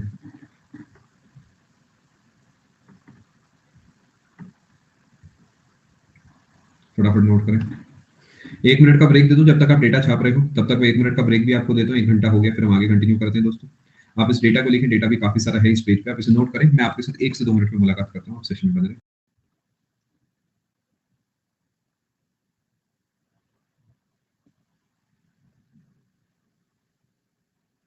एक बार कंफर्म करेंगे आप सभी को आवाज साफ आ रही है? चले जी आगे। अरे भैया समझ में आ रहा है या ज्यादा डिटेल हो रहा है? आ रहा है ना? फिर मेरी चुगली कर रहे हैं मेरे जाते ही। अरे सर जी तो पता नहीं क्या पढ़ाते रहते हैं, खत्म ही नहीं होने में आ रहा सीखने में। ज्यादा ही टाइम है सर के पास। हाँ सही बात है, एक ही तो सब्जेक्ट पढ़ाना है मुझे पूरे साल। बेटा इंपॉर्टेंट है इसलिए पढ़ा रहा हूँ, सुख पाओगे। चलो फोकस करो। बंदा सिंह बहादुर जो है 1708 से 1713 तक इस स्ट्रगल को जारी रखते हैं। अब देखिए लक्ष्मण दास जो है, ये जो मैंने लिखा है, ये लक्ष्मण दास समझ गए। अब देखिए थोड़ा सा मैं पंजाबी एक्सेंट में अगर आपको बोलूं तो लक्ष्मण नहीं बोला जाता, हम पंजाबी में लक्ष्मण नहीं बोलते, लक्ष्मण बोलते हैं ना। ऐसे माधव दास नहीं बोला था, माधव दास बोला जाता है। तो अगर आपको इसकी जगह कहीं पे लक्ष्मण लिखा दिखता है, इस तरीके भी आपको लिखा दिखता है तो भी चलेगा, और आपको माधव देखने को मिलता है तो भी चल जाएगा। समझ गए, लॉजिकल है, इसमें कुछ खास फैंसी बात नहीं बता रहा, बट अगेन बारीकियां आपको पता होनी चाहिए। ठीक है जी, आगे चले दोस्तों। अब बात कर लेते हैं शरबत खालसा और गुरुमत सिस्टम क्या है। समझने की कोशिश करते हैं। देखिए सिखिज्म जो है इस समय एक एम्पायर एस्टेब्लिशमेंट की सिचुएशन में है, जो आगे जाके महाराजा रणजीत सिंह जी के द्वारा होगा। बंदा सिंह बहादुर भी जो है, ये भी एक तरीके से पंजाब को एज अ प्लेस जो है मैप पे लाने की कोशिश कर रहे थे, क्योंकि देखिए पंजाब मैप पे होगा तभी सिख मैप पे होंगे, तो इसलिए जो पंजाब है उसे मैप पे लाने की कोशिश बंदा सिंह बहादुर जी ने भी काफी करी थी।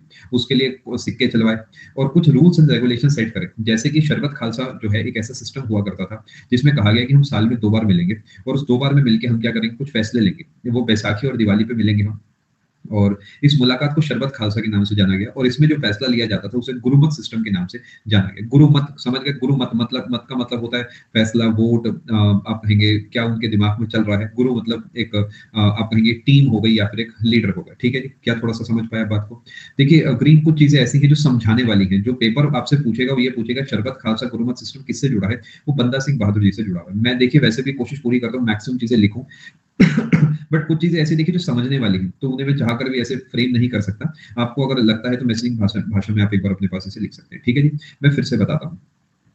साल में 2 बार हम लोग मुलाकात करेंगे। ठीक है, जैसे कि ये थोड़ा समझने की कोशिश करिए। मान लेते हैं एक ऐसा बच्चा है जिसका मेंस है, तो क्या वो इस समय मेंस की मैथ्स और इंग्लिश में लगा होगा? लेकिन मैंने उसे फिर भी कहा कि भाई हफ्ते 10 दिन में अपने एजुकेटर से मिला करो। क्यों मिला करो? मिलोगे तो थोड़ा सा पता रहेगा आपका क्या ट्रैक है। तो इसी तरीके बंदा सिंह बहादुर जी ने कहा कि हम साल में 2 बार मिला करेंगे, जिससे कि हम एक ट्रैक पे रहें, हम देखें कि क्या ऐसा है जो हम इम्प्रूव कर सकते हैं। और उस मुलाकात को शरबत खालसा के नाम से जाना गया, और उसके अंदर जो फैसला लिया जाता था या जो डिस्कशन होते थे उसे हम गुरुमत के नाम से जानते थे, गुरुमत सिस्टम के नाम से जानते थे।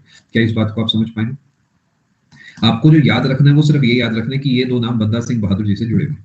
ठीक है जी, आगे चले दोस्तों। अगले पेज पे नोट तो आपने कर ही लिया होगा। अब समझने की कोशिश करना, औरंगजेब की जब मृत्यु हुई थी, थोड़ा सा पर्सपेक्टिव दे रहा हूं, तो औरंगजेब का एक बेटा हुआ करता था जिसका नाम था मुआजिब।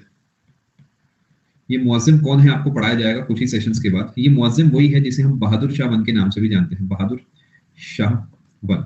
देखिए एक तो बहादुर शाह जफर है, वो जफर वाले जो है वो 1857 वाले हैं। ठीक है, लिख देता हूं, नॉट बहादुर शाह जफर ऑफ 1857। क्या इस बात को आप समझ पाए? ये वो नहीं है, क्लियरली मैंने मेंशन आपके लिए कर दिया। इसी ने छोड़ा था, बिल्कुल आप सही लिख रहे हैं। संभाजी को नहीं छोड़ा था, मैं सोचो किसी और को छोड़ा था, थोड़ा सा दिमाग लगा। संभाजी को नहीं छोड़ा था, शाहू महाराज जी को छोड़ा था, है ना। चलो, तो मुआजिम जो है या बहादुर शाह प्रथम जो है, इन्हें शुरू में लगा था कि जब गुरु गोविंद सिंह जी जो है उनकी मृत्यु हुई है, तो उस समय मुआजिम भी पावर में होंगे, याद करो, बिकॉज वो जो है 1708 में उनकी मृत्यु हुई थी। तो सबको लगा था कि जो बंदा सिंह बहादुर जी है उनकी भी मृत्यु हो गई। बट काफी समय के बाद अचानक पता लगा कि नहीं, बंदा सिंह बहादुर जो है वो जिंदा है, और उन्होंने जो है पंजाब के काफी सारे इलाकों पे जो है कब्जा भी कर लिया है, और सिखिज्म जो है वापसी जो है धीरे धीरे उठने लग गया है। तो ये जो है बंदा सिंह बहादुर के काफी ज्यादा अगेंस्ट हुआ करते थे, बंदा सिंह बहादुर भी ने बड़ी टेंशन ही दिया करते थे। अब देखिए यहाँ पर क्या माना जाता है वो मैं आपको समझाता हूँ। ये जो मुआजिम नाम के इंसान है, इनकी डेथ हुई थी 17 फरवरी 1712, डाइड। अब माना जाता है कि कोई आपको कहेगा कि इनकी जो डेथ है वो बंदा सिंह बहादुर की वजह से हुई थी, जो कि फैक्चुअली सही आंसर है। बट ऐसा नहीं है कि बंदा सिंह बहादुर ने इन्हें मारा। दोनों बातों में फर्क समझाता हूँ। बंदा सिंह बहादुर जो है अरे भैया रुको रुको, सब बता रहा हूँ।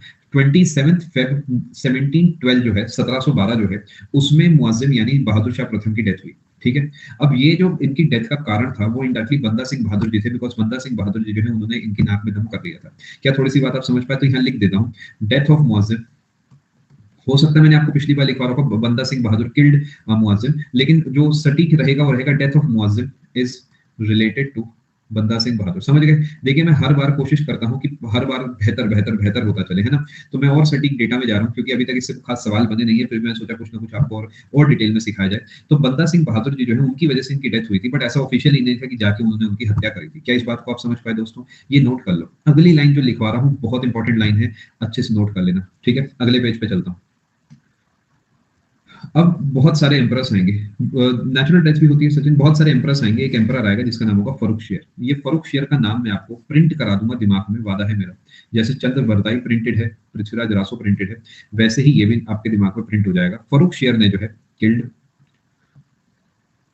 बंदा, अभी नोट करा देता हूं बेटा, सिंह बहादुर, 1716। पहले पिछली स्लाइड नोट करें, फिर अगली स्लाइड नोट करें।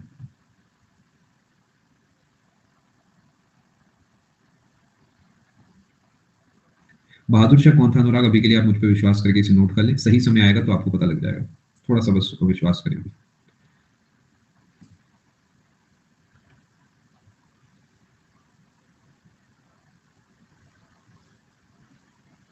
अच्छा, ये डेटा इसलिए भी इंपॉर्टेंट है क्योंकि इस साल तो नहीं है, लेकिन पिछले ही साल जो है जो बंदा सिंह बहादुर जी जो है, इन्हीं को हमारे प्रधानमंत्री जी ने याद भी करा था। ठीक है।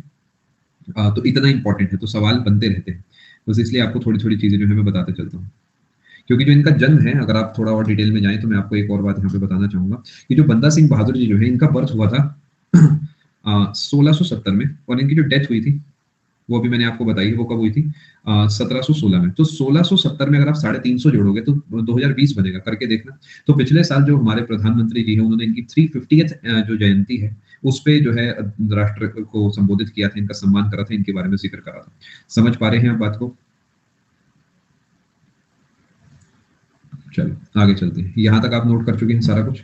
ये वो आखिरी इंसान थे जो कि ये वो आखिरी इंसान थे जो कि आप कहेंगे जिन्होंने एक सिख एम्पायर को होल्ड करने की कोशिश करी थी, जो कि कामयाब कोशिश में मानता हूँ। बट इनके बाद कोई ऐसा नहीं आया जो उस पूरे सिख एम्पायर को एज अ सिख एम्पायर या एज अ पंजाब एक साथ होल्ड कर पाए। आपको पता होगा कि भले एक एम्पायर होता है, लेकिन उसके अंदर भी छोटे छोटे इलाके होते हैं, छोटे छोटे कम्युनिटीज होती हैं। जैसे आपके शहर में कई सारी कॉलोनियां होंगी, आपकी कॉलोनी में कई सारी बेल्ट्स होंगी, अगर आप दिल्ली के हैं तो आपकी बेल्ट में भी कई सारे खांचे होंगे, तो आपके खांचों में भी एक दो चार मकान होंगे, और हर मकान में भी दो तीन फ्लोर होंगे, हर फ्लोर में अलग अलग परिवार रहता होगा, है ना। यानी जितना आप डिटेल में जाएंगे उतना ज्यादा चीजें जो है टूटती जाएंगी। तो इसी तरीके जो है पंजाब पे जब होल्ड खत्म हुआ बहादुर जो हमारे बंदा सिंह बहादुर साहब हैं, उसके बाद जो पंजाब है वो छोटे छोटे इलाकों में, छोटे छोटे कम्युनिटीज में टूट गया। ठीक है। अगर आपको मुअज्जिम नहीं पता तो आप जाने दें, कोई दिक्कत की बात नहीं है, लेकिन मुअज्जिम की जो डेथ है वो बंदा सिंह बहादुर जी से जुड़ी है। आपने सही लिखा। इसका मतलब ये है ऋषभ की जो बंदा सिंह बहादुर हैं, इन्होंने पंजाब के काफी सारे इलाकों में कब्जा करके बहुत सारे खास लोगों की हत्या कर दी थी मुअज्जिम के, और बैकग्राउंड में मुअज्जिम की डेथ हो जाती है। ऑफिशियली ऐसा कहीं नहीं है कि बंदा सिंह बहादुर ने ही उनकी हत्या करी, उन्हें चाकू मार के या कोई तीर मार के, बट हाँ रिलेटेड है दोनों चीजें। ठीक है। क्या इस बात को आप समझ पाए? Birth year is 1670, 1670। एक बार जोड़ के ही देख लेते हैं यार, कहीं मैं ही तो कुछ विचित्र बात नहीं बता रहा आपको, ऐसा हो तो नहीं सकता वैसे। सही है जी। चलें आगे। क्या यहां तक आप बात समझ पाए? यानी आफ्टर द डेथ ऑफ बंदा बहादुर, द, या वैसे लिखें, the Sikh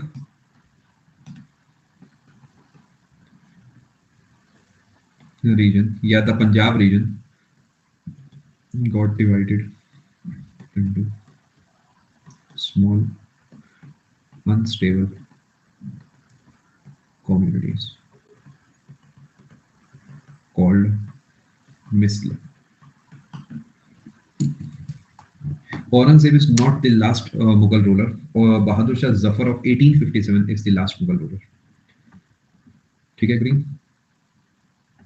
last great ruler माना जाता है औरंगजेब, लास्ट रूलर नहीं।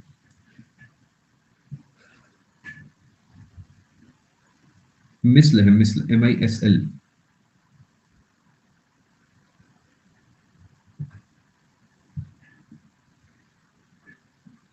फटाफट नोट करें, आगे चलते हैं।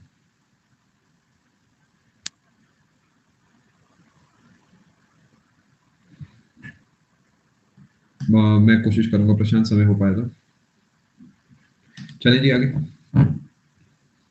चलो आज के सेशन में सिखिज्म हम जो है आराम से पैक कर लेंगे।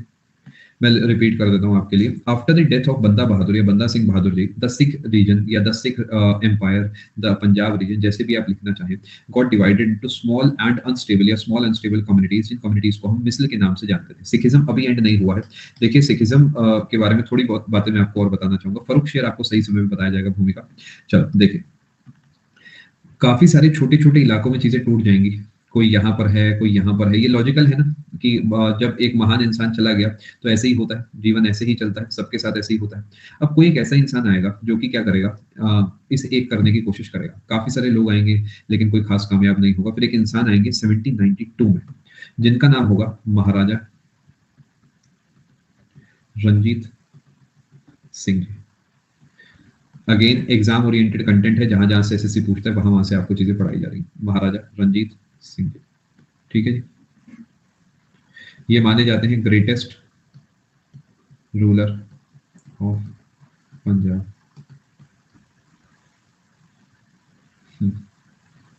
चलें आगे।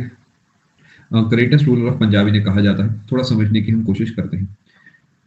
Related to beautification of Golden Temple, worth noting है, तो पेपर पूछता है, ठीक है।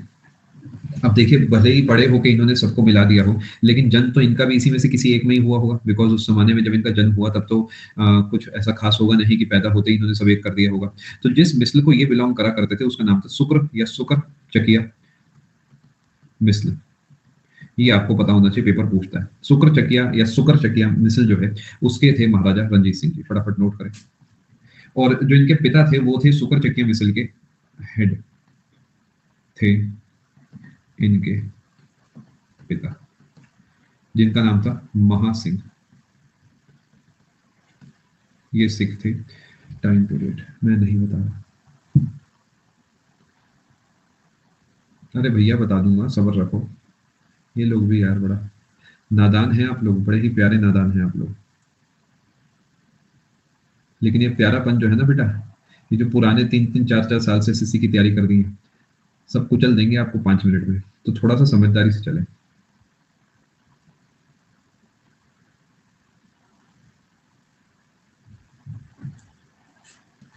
चलें आगे।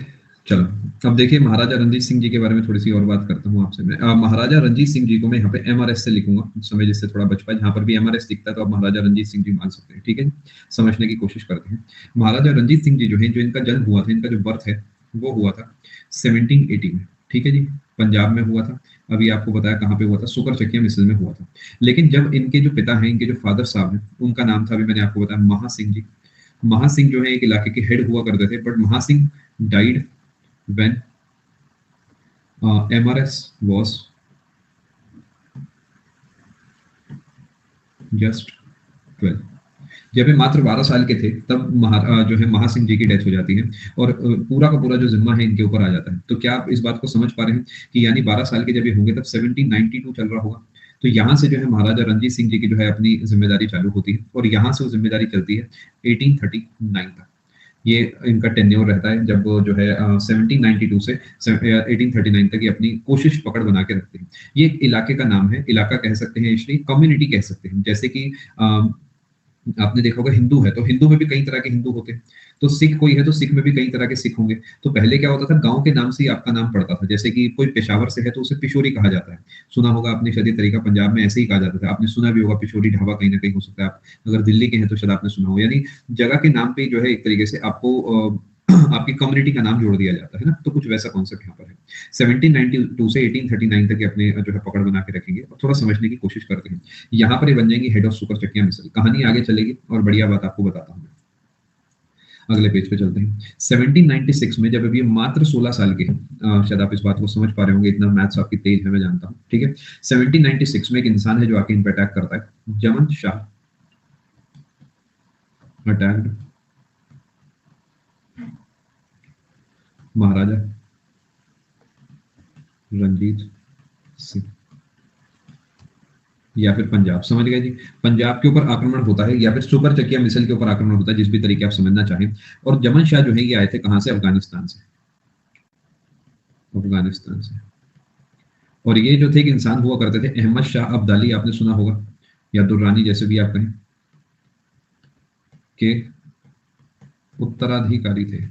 यानी अहमद शाह अब्दाली के बाद जो पकड़ थी वो इनकी थी, समझ गए। थर्ड बैटल ऑफ पानीपत में अहमद शाह अब्दाली इतने पावरफुल दिखाए गए हैं कि उन्होंने मराठाओं को बुरे तरीके हराया था। तो क्या जो उनके जूनियर हैं, जो उनके उत्तराधिकारी है, उनकी भी पावर अच्छी खासी होगी? इमेजिन करके देखें, बिकॉज उनके पास सेना या फिर इन जनरल जो पूरा पैसा है या जो पूरा सिस्टम बना हुआ वो अच्छा खासा डेवलप्ड है। तो वो आए महाराजा रंजीत सिंह पे अटैक करने।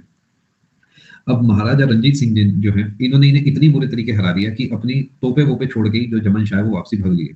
यानी महाराजा रंजीत सिंह जो है इन्होंने ही बहुत ही बुरे तरीके जो है इन्हें हरा दिया, इतने बुरे तरीके हराया कि जो है तोपे वोपे सब जो है माना जाता है छोड़ के चलेगा। कुछ चीजें जो है थोड़ा सा मिठास मसाला और अच्छा सब कुछ डाला मैं भी करता हूँ जिससे कि आपको मजा आए पढ़ने में, बट हाँ ये माना जाता है कि तोपे वोपे जो है छोड़ के चलेगा, ठीक है। अब महाराजा रंजीत सिंह जो है वो इतने अच्छे हुआ करते थे कि इन्होंने कहा कि अरे तुम्हारा कोई सामान यहाँ पे रह गया, और क्योंकि युद्ध खत्म हो चुका था, जमन शाह की पूरे तरीके हार हो चुकी थी, तो महाराजा रंजीत सिंह जो है इन्होंने क्या करा, जो इनकी तोपे थी, जो इनका सामान था, वो इनके घर वापसी भिजवा दी। समझ पा रहे हैं बात को? सोच के देखिए जमन शाह की क्या हाल हुआ होगा जब सुबह कोई गेट खटखटाया होगा किसी ने और कहा होगा कि अरे तुम्हारा पार्सल आया, वो पार्सल में तोप रखी होगी सामने, तो अलग ही गेम होगा बिल्कुल कि अरे भैया ये क्या ले आया तुम। तो महाराजा रंजीत सिंह जो है ये इनका सामान जो है वापसी भिजवा देते हैं, ठीक है। और जमन शाह इस बात को देख के इतने चंबे में होते हैं, इतने खुश होते हैं कि बदले में वो महाराजा रंजीत सिंह को गिफ्ट में क्या देते हैं, एक इलाका देते हैं। वो इलाका कौन सा होता है? वो इलाका जो है आपका होता है, मैं यहाँ लिख देता हूँ, लाहौर। यानी लाहौर आ गया इनके कंट्रोल में, समझ पाए? अब देखिए एक्चुअल कहानी इससे अलग भी हो सकती है कि जो जमन शाह है उनसे ले लिया जाता है लाहौर, लेकिन मैं उम्मीद कर रहा हूँ थोड़ा सा समझ पा रहे हैं क्या कहानी है कि इस तरीके प्रेजेंट अगर चीजें हमें इतिहास करा जाता है तो उससे हमारा भी सम्मान बढ़ता है। तो कई बार किताबें भी मुझे ऐसा लगता है थोड़ा बहुत मैनिपुलेट करते हैं, बट अपने को कोई दिक्कत नहीं जब तक अपना सम्मान हो रहा है। क्या यहाँ तक आप बात समझ पाए? चले जी आगे चले दोस्तों, क्या आपने यहाँ तक सब नोट कर लिया? पक्की बात? चलो आगे चलते हैं। अब धीरे धीरे धीरे धीरे अपनी पकड़ बनाते चलते हैं और ये लाहौर को क्या कर लेते हैं, बना लेते हैं अपनी पॉलिटिकल कैपिटल। पेपर का सवाल है, आपने अगर प्रीवियस से देखे हैं 6:30 आप मुझसे मिलते हैं तो यहाँ पर ये सवाल मैं आपको कई बार करा चुका हूँ। यानी महाराजा रंजीत सिंह जी जो है ये लाहौर को अपनी पॉलिटिकल कैपिटल बना लेते हैं। लाहौर से पकड़ अपनी जब बढ़ती है तो आगे चल के जो है ये अमृतसर पे भी अपना कब्जा कर लेते हैं। और अमृतसर जो है, अमृत जी हाँ 1796 अमृतसर जो है ये बन जाती है इनकी रिलीजियस कैपिटल। धीरे धीरे अपनी पकड़ जो है ये अमृतसर तक पहुंचा देते हैं और ये 1805 में जो है अमृतसर भी इनकी पकड़ में आती है। सर हिस्ट्री पढ़ने वाले बाइस्ड नहीं होते, समझाएं थोड़ा सा अपना डाउट डिटेल में। जी हाँ 1796 में अलाउद्दीन ये काम हो जाता है। अब ये जेएनयू आपको अलग से पढ़ाया जाएगा बेटा।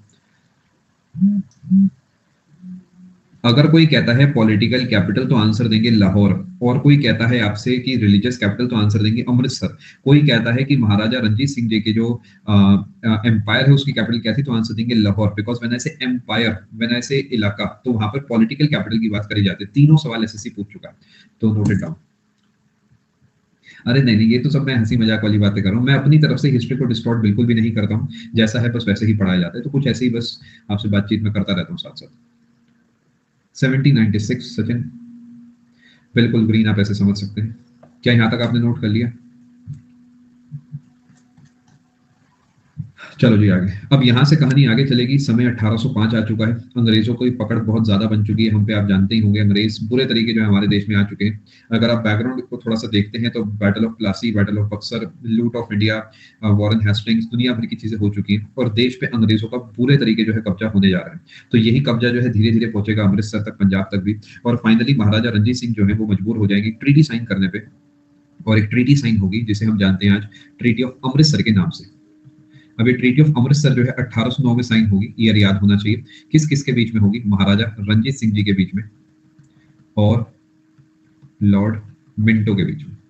ये मिंटो फ्रेश कौन थे अभी के लिए प्लीज आप बस नोट कर लें, सही समय आने पे आपको बता दिया जाएगा, ठीक है। लेकिन लॉर्ड मिंटो जो है ये खुद नहीं आए थे, इन्होंने भेजा था अपनी तरफ से sent Charles Metcalfe. PCS level का सवाल है, तो ऑफिशियल अगर आप ट्रीटी कभी जाके पढ़ेंगे, जो कि चांसेस जिसके कमी है, तो इनके साइन उस पे हो रखे हैं चार्ल्स मेटकॉफ के, समझ गए कि कोई काम है, क्योंकि लॉर्ड मिंटो खुद ही गवर्नर जनरल है बंगाल के, तो बहुत बड़ी बात हो गई। तो ये खुद नहीं आए थे, इनकी तरफ से चार्ल्स मेटकॉफ नाम के एक इंसान थे, वो आए थे, इन्होंने साइन करे थे। क्या इस बात को आप बात समझ चुके हैं? कोहिनूर वापसी लाए, आपने बताया नहीं। अरे सर जी क्या बात कर रहे हैं आप लियोनार्डो कौन से वाले हैं, कैप्रियो हैं या विंची हैं? बताया नहीं आपने मुझे ये बात। बेटा जी जब पूरा टॉपिक अलग से पढ़ाऊंगा तो फिर, है ना, चलें आगे, चले दोस्तों आगे, फटाफट नोट करो। सवाल जो बेटा काम का है वो ये है कि ट्रीटी ऑफ अमृतसर में हुआ क्या था, वो आपको अगले पेज पे बताते हैं। डाउट सेक्शन आपको बंद कर दिया गया। अब ट्रीटी ऑफ अमृतसर में मैं आपको थोड़ा सा समझा देता हूँ, अगले पेज पे आपके लिए नोट करूंगा, ठीक है जी, अगले पेज पे नोट करूंगा, और आप अपना इसी के साथ यहाँ पे नोट कर सकते हैं। थक गए इतनी जल्दी नहीं। Treaty of Amritsar, treaty of Amritsar जो है ये साइन हुई है 1809 में, और इसके अंदर कहा गया है अंग्रेजों के द्वारा कि एक नदी जा रही है, जरा देखो जरा कौन सी नदी है, सतलुज रिवर। अच्छा जी जा रही है, दिख गई, मान लेते हैं ये वो नदी जा रही है। एक काम करो, इससे ऊपर वाला जो इलाका है ना वो रख लो आप, महाराजा रणजीत सिंह जी, और जो नीचे वाला इलाका है वो दे दो ब्रिटिशर्स को। समझ पाए? यानी सतलुज नदी के ऊपर वाला जो हिस्सा है वो, और नीचे वाला हिस्सा, दोनों में जो है विभाजन हो जाएगा, और जो ऊपर वाला हिस्सा है वो महाराजा रणजीत सिंह जी के पास आ जाएगा, जो आज पंजाब के नाम से जाना जाता है। नीचे वाला हिस्सा जो ब्रिटिशर्स के पास आ जाएगा, शायद आप जानते हैं कि हरियाणा के नाम से जाना जाता है। रफ बाउंड्रीज है, एग्जैक्ट कोई बाउंड्रीज नहीं है, लेकिन आइडिया देने के लिए बाउंड्रीज में आपको इस समय बता रहा हूँ, ठीक है जी। क्या इस बात को आप समझ पाए? अच्छा Leonardo, on a serious note आपके सवाल का आंसर मैं आपको देता हूँ बेटा। 1809 जो था ना, नहीं मैं आपको समझाता हूँ, 1809 जो था ना लियोनार्डो, तब आया था कोहिनूर वापसी। और सोचो अभी तो मैं पिछले पेज पे कहाँ था, अभी तो मैं 1805 पे था, है ना, उसके बाद 1809 बताया, इसी वजह से अभी नहीं बताता। तो वो इससे अगली बात थी, क्योंकि जो कोहिनूर वापसी आया है वो आया है शाह शुजा नाम का एक हुआ करता था, इतना डिटेल में अभी नहीं जाते। अहमद शाह अब्दाली का एक पोता हुआ करता था जिसके हाथों जो है कोहिनूर आया था, ठीक है। तो वो कहानी जो है इससे नहीं जुड़ी है जमन शाह से, जमन शाह से जुड़ी लाहौर वाली कहानी है, वो कहानी है 1809 वाली, ठीक है बेटा। आपका डाउट भी क्लियर होना चाहिए। चलो सर हमने पूरा पैसा दिया है, हम ऐसे कैसे बस बिना डाउट के हम कैसे जाएं, तो इसलिए जो है मैंने साथ साथ आपका डाउट जो है क्लियर कर दिया, ठीक है। चलें आगे, आप समझते हैं, कहानी को आगे लेके चलते हैं, ठीक है। अब कोहिनूर डायमंड की जो कहानी है वो आपको मैं आने वाले सेशन में बताऊंगा। छोटी छोटी बातें बची हैं, मुश्किल से 5 मिनट की बात है, उसे ध्यान से समझ लेना। अभी के लिए जो नोट करना है आपको 1809 नोट करना है। कोहिनूर आया महाराजा, अभी ऐसे आप नोट कर लो, सही समय आने पे बाकी आपको बताया जाएगा, रणजीत सिंह जी के पास, ठीक है। यहाँ तक आप बात समझ चुके हैं, किसी को कोई दिक्कत तो नहीं? अब कहानी ये है कि जो अफगानिस्तान के रूलर हुआ करते थे, जो अहमद शाह अब्दाली के पोते थे, और रंजीत सिंह जी की मदद से वहां के रूलर बने थे। तो अहमद अफगानिस्तान पे पकड़ बनाने के बाद अफगानिस्तान से आया था इनके पास, यानी अफगानिस्तान का जो रूलर है वो जो है, क्योंकि रंजीत सिंह जी की मदद से वहां का रूलर बना था, तो उन्होंने बदले में रंजीत सिंह जी को कोहिनूर वापसी दे दिया था। क्या इस बात को आप समझ पाए? तो कोहिनूर वापसी आ चुका है। 1839 में जो है इनकी डेथ हो गई, महाराजा रंजीत सिंह जी की, इनकी डेथ हो चुकी है, ठीक है, लिख दिया है मैंने आपके लिए। इनके बाद कई सारे लोग आएंगे, नहीं समझे बेटा कोई बात नहीं, अगर आप ये बात अभी नहीं समझे तो मेरे कहने से आप इसे नोट कर लो, जब सही समय आएगा तो आपको समझ आ जाएगी। अगर आपको ये वाला बक्सा नहीं समझ आया अभी के लिए आप इसे नोट कर लो, सही समय आने पर मैं आपको ये सब बता दूंगा, ठीक है जी। इनके बाद और कई सारे जो है रूलर्स आएंगे। आखिरी जो रूलर हमारे काम के हैं वो है 1849 में आने वाले, जिनका नाम है महाराजा दलीप सिंह जी। ये टॉपिक खत्म करके मैं आपको फ्री करूंगा, दलीप सिंह जी। और ये जो है gifted Kohinoor to Queen Victoria. कब करा था जी? 1849 में। और ये डलहौजी के द्वारा कराया गया था, ये आपको सही समय आने पे बता दूंगा बेटा। ये मोइन में अभी नहीं बताना चाह रहा आपको, मैं चाह रहा हूँ कि सही समय आने पे लिखवाऊं, मिक्सअप हो जाएगा। देखिए इतने सेशंस हो चुके हैं, आपको मुझ पर विश्वास तो करना होगा। आपके पास कोई ऑप्शन नहीं है, ना ही मेरे पास ऑप्शन है। We have to trust each other, right? हमें विश्वास करना ही होगा। हाथों हाथ आंसर गूगल देता है, सही समय पे आंसर आपके एजुकेटर्स देते हैं, चूज वाइजली, ठीक है।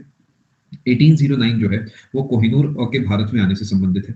1839 संबंधित है इनकी डेथ से। 1849 संबंधित है महाराजा दलीप सिंह जी की जो कोहिनूर की गिफ्ट करने वाली कहानी है उससे। अभी गिफ्ट क्यों करा, डलहौजी कौन है, क्या कहानी है, गिफ्ट ही क्यों करा, छीना क्यों नहीं, ये सब आपको सही समय आने पे बता दूंगा बेटा। सबसे पहले अनुराग ये महाराजा है अपने जमाने के, तो हम इस तरह की बात नहीं कर सकते। दूसरा, आप एक बात सोच के देखिए कि कभी कभार क्या होता है कि जब पॉलिटिकल प्रेशर आपके ऊपर आता है तो जबरदस्ती आपसे कोई काम कराया जाता है, तो ये उनमें से कुछ था। तो सजेशन है कि जब तक हमें पूरी कहानी नहीं पता तब तक हम किसी के बारे में कुछ ना ही कहें तो अच्छा रहेगा, ठीक है। चलो मैं उम्मीद करूं यहाँ तक आप बात समझ गए। जबरदस्ती तोहफा दिलाया गया था, जैसे घर वाले कहते हैं ना, जाओ उसे 2100 का लिफाफा डाल के आओ, हम कहते हैं तो 250 के लायक है, लेकिन क्या कहते हैं, नहीं तुम डाल के आओगे। कुछ वो वाली आप कहानी कह सकते हैं, ठीक है जी। मैं उम्मीद कर रहा हूँ यहाँ तक आप बात समझ चुके हैं। यहाँ पर आपका आज का सेशन में कंक्लूड करता हूँ। सिखिज्म हमने पूरे तरीके पैक कर दिया है। बस कुछ बातें आप ध्यान रखेंगे, गोल्डन टेम्पल की ब्यूटिफिकेशन और founder of independent Sikh empire, ये 2 चीजें याद कर लेना, मैं लिख देता हूँ आपके लिए। फाउंडर ऑफ इंडिपेंडेंट, ये लाइन नोट कर लेना, इंडिपेंडेंट सिख एम्पायर, ठीक है जी। एक और अजीबोगरीब बात बता दो, चटपटी, मजा आ जाएगा। एक जो है फ्रेंच ट्रैवलर हुआ करते थे, फ्रेंच ट्रैवलर। ये फ्रेंच ट्रैवलर जो है, इनका नाम था विक्टर जैक मा। इन्होंने कहा था कि जो महाराजा रणजीत सिंह जो है, इनकी पर्सनालिटी मैच होती है नेपोलियन से। तो क्या पता ऐसा कोई सवाल बना दे। एक सवाल नेपोलियन वाला बनता है, समुद्रगुप्त जी वाला, आपको शायद पता होगा कि नेपोलियन ऑफ इंडिया कौन है, इस तरीके का एक सवाल बनता है। ये वाला सवाल अभी तक नहीं बना है, ये वाला सवाल थोड़ा मुश्किल सवाल माना जाएगा। तो ध्यान रखना, महाराजा रणजीत सिंह जी को नेपोलियन से कंपेयर करने वाले इंसान का नाम था विक्टर जैकमा, और ये जो है फ्रेंच ट्रैवलर हुआ करते थे। इतनी सी बात नोट करो। सिख एम्पायर हमारा पूरे तरीके खत्म हो चुका है। कोहिनूर की कहानी ऑब्वियसली अभी हम होल्ड पे डाल के बैठे हैं, सही समय आने पे आपको पढ़ा दी जाएगी। आज के सेशन में हमने सिखिज्म को पैक करा है। जब हम कल मुलाकात करेंगे तो हम इसी कहानी को आगे कंटिन्यू करेंगे, ठीक है जी।